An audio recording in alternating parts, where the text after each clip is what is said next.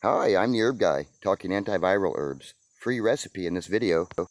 Okay, we only have 3 minutes, so I gotta be fast. I'm gonna go over 4 herbs that are antiviral in nature, and this is gonna be a recipe blend. Feel free to use for yourself.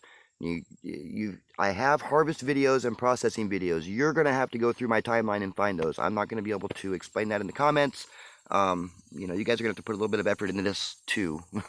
I put a lot of effort into making the videos. Scroll through the timeline. It's not that hard. Anyway, there's black-eyed Susans. Black-eyed Susans are part of the echinacea family. They're the coneflower, and they're very potent. They've been doing a lot of recent medical studies, and they have found that this stuff is even more potent than echinacea angustifolia. Echinacea is typically blended with golden seal because golden seal is a really powerful antimicrobial herb. However, I don't have any growing yet, so once I get some, we'll do a video on it. The next herb that I want to talk about is boneset. We have discussed this herb before. If you notice, there's no words in the way, so you get a clear view of all the plants. There's the boneset. There's the flowers. Now, if you want it to come back, save some of the flowers. Don't just cut them up and put them in your tincture. However, feel free to put some in your tincture because these also have a lot of the medicinal properties. They're really, really good as an antiviral.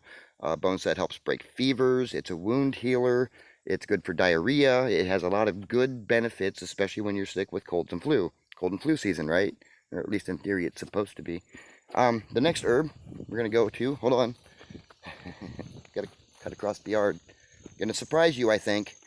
Grape leaf, and that means grape leaves in general. Grape leaves from your plants. It could be grape leaves that are wild, it could be grape leaves that are green, it could be grape leaves that are purple grapes. It doesn't matter. Grape leaves in general. How do you use it? You pull the leaf off, you dry it, you grind it up. It's that simple. This is not complicated, folks. It is really, really very simple. And it really irritates me that people try to make it more complicated than it is.